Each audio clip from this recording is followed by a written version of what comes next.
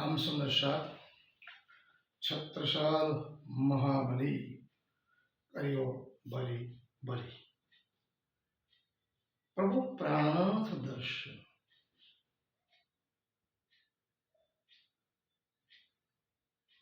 आजकल के सबसे बड़ी समस्या समग्र दुनिया की, जिन्हें हम काल माया का ब्रह्मांड कहते हैं, मोह माया को माया लोक कहो या माया कहो, सच्चा सुख किसे कहते हैं? सुख क्या है? मन क्यों अशांत रहता है?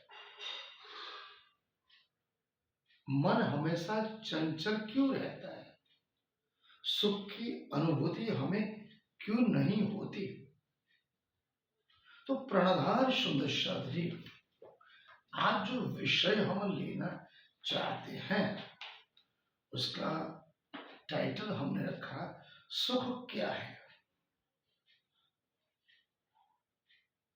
तो प्रणधार सुंदर जी और सभी माता पिता एवं बहनें, क्या आपने कभी सोचा है इतना पैसा, इतनी रुपया, पैसा, गाड़ी, बंगले, घर, परिवार, माता पिता, बीवी, बच्चे, बहन, सब कुछ होने के बाद भी मन क्यों खाली रहता है? मन में संतुष्टि क्यों नहीं होती? एक प्रकार की झंझनाहट, अकेलापन, कुछ खाली हो, ऐसे क्यों लगता है? तो मैं आपसे पूछता हूं, सुख आखिर क्या है? आज हम जानते हैं सच्चा सुख कहाँ है, कैसे मिलेगा, क्या उसकी अनुभूति कर सकते हैं, क्या उसे पा सकते हैं? और सबसे बड़ी बात, जब संसार ही दुख का कारण है तो सुख कहां से मिलेगा? एक कौन से विचारधारा, कितने ही धर्म, पंथ, संप्रदाय, बातें अलग अलग मानवीय के हिसाब से नहीं। कोई भी धर्म, पंथ और संप्रदाय जो विचारधारा केवल परमात्मा से मिलने की जो बात करती है, उसका संदेश एक ही होता है। आज हम जो बात करेंगे निदानंद दर्शन की दृष्टि से, महामती प्राणनाथ जी महाराज विजयाभिनंदन बुद्ध निष्कलंक अवतार, इसको सब प्रणामित हो। उन्होंने ये बताया संसार में दुख का कारण क्या है, संसार में दुख क्यों, संसार क्यों किसी को सुख देता ही नहीं। प्रिया प्राणनाथ क्या कहते, एक ही बाणी है। हम सब सोचते हैं धन मिलेगा, सुख मिलेगा, धन मिलेगा, परिवार मिलेगा, पर सच क्या?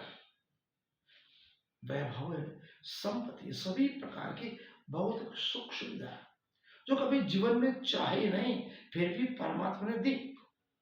लेकिन होता क्या है, थोड़ी सी मिनट, थोड़े क्षण के बाद, थोड़े वक्त के बाद वो बेजार लगती है। जैसे लगता है वो साधारण सी, जब तक प्राप्त नहीं हुई उसको पाने की अदम्य इच्छा होती है। जैसे पा लिया, थोड़े वक्त के बाद फिर नहीं इच्छा, फिर नहीं उमंग, फिर नहीं आशय, फिर नहीं अभिलाषा। तो कहने का तात्पर्य तृप्ति क्यों नहीं होती? वो तृप्ति का अनुभव हमें कौन कराए? लेकिन संसार की रचना ही ऐसी, उसकी हर एक चीज जो दिखती है, मतलब जो पैदा होती है वो मिटती है, जो दिखती है वो अस्थाई है, और जो बदलता है वो अस्थाई है, और जो नहीं बदलता वो केवल और केवल स्थायी है, वो केवल सत्य हो, वो शाश्वत है। तो आज हम कुछ सचोट सरल दृष्टांत से जानेंगे। तो आज के इंसान को, आधुनिक मानव दृष्टांत भी आधुनिक जमाने के हिसाब से चाहिए। केवल धर्मपन संप्रदाय की बड़ी बड़ी बातें उसे समझ में नहीं आती। वो तो बोलता है दृष्टांत बोलो और विज्ञान के हिसाब से बोलो, ताकि दलित तौर पर एक कस्तूरी मृग जंगल में भागा चला जा रहा था खुशबू लेने के लिए। दौड़ते दौड़ते थक गया, जब मरणासन पे बैठा अब उसे समझ नहीं आया जिस सुगंध के पीछे वो भाग रहा है वो तो उसकी नाभि में है। तो कहने का तात्पर्य वैसे ही इंसान बाहर सुख ढूंढ रहा है, आत्मीय सुख, जीवन का अनमोल शांति, ये वो कहाँ है? उसके हृदय, मंथन और आत्मा उसके भीतर में बसी हुई है। गीता भी यही कहती है। पूर्ण पुरुषोत्तम श्री कृष्ण ने गीता में 5000 साल पहले सब कुछ कह दिया था इंसान को। लेकिन आज इंसान क्या है? न गीता को पढ़ना चाहता है, न ही समझना चाहता है, कृष्ण को समझना नहीं चाहता है। कृष्ण कहते हैं बाह्य स्पर्शस्तु असक्त कामान बिंद त्यागत्मी यद सुख, जो बाहर विषयों में आसक्त नहीं, जिसके भी इंसान की भौतिक सुख सुविधा में बाहर में आसक्ति नहीं, वही सच्चा सुख पा सकता है, वही मुझे पा सकता है। कहने का तात्पर्य सच्चा सुख केवल आपको आत्मा में मिलेगा। ज्ञान दृष्टिकोण आगे क्या कहते हैं अपनी वाणी में? जैन संप्रदाय कहता है, महामती प्राणनाथ जी महाराज स्वयं कहते हैं, आपन तो साथी धर्म की। प्रिया प्राणनाथ कहते हैं, सुदर्शन जी हम तो उस परम धाम से आए हैं, उस परम परमात्मा की उत्कृष्ट संतान है जिसने हमें बनाया अपने मानस पुत्र। तो हम तो साथ नजराम के, हमारा मूल घर तो नजधाम में है, वहां केवल प्रेम प्रेम प्रेस भी बरसता है। और हम इस माया में आके फंस चुके हैं। तो हमारी आत्मा अगर परम धाम से जब तक नहीं जुड़ती तब तक हमें बेचैनी रहती, चैन नहीं मिलता। तो वाणी कहती है, नजर बिना चैन न पावे। जो शब्द साथ होगा, ब्रह्म सृष्टि होगी, पर ब्रह्म परमात्मा का नियमों सिद्धांतों पे जो चलेगा, नियम कौन से? प्रेम, स्नेह, दया और करुणा, मानव मात्र, विश्व बंधुत्व, आयुष्य प्रदान। परमात्मा ने किसी के लिए भेदभाव नहीं किया, तो हम भेदभाव करने वाले कौन हैं? तो निजगर बिना चैन किसे नहीं आएगा? जो परब्रह्म परमात्मा हिंदू पक्ष में विजया बुद्ध निष्कलंक होता है, मुस्लिम पक्ष में खुदा दाना अल्लाह, क्रिश्चियन में supreme truth of is God only one, और सिख परमात्मा एक ओंकार। चारों धर्म की परिभाषा एक ही। तो यही तो निजानंद है, स्वयं की जागृति, स्वयं का आत्मनिरीक्षण। अन्य धर्म भी तो यही कहता है। बुद्ध कहता है तृष्णा को छोड़ो, जैन कहते हैं मोह छोड़ो, ख्रिस्त क्या कहते हैं? Kingdom of God is with in you, परमात्मा का राज्य आपके लिए बना है। सिख कहते हैं नाम जपो। सबका संदेश एक ही है, सुख बाहर नहीं, सुख मनुष्य के भीतर ही समाया हुआ है। कहने का तात्पर्य आत्म जागृति करना, आत्म निरीक्षण करना। जिसने आत्म जागृति नहीं, आत्म निरीक्षण नहीं किया, तो समझ लो अभी भी भौतिक सुख सुविधा में माया में पड़ा है। अब निदान परंपरा, सिख परंपरा, श्री गीता से हमने आपको बताने का प्रयास किया है।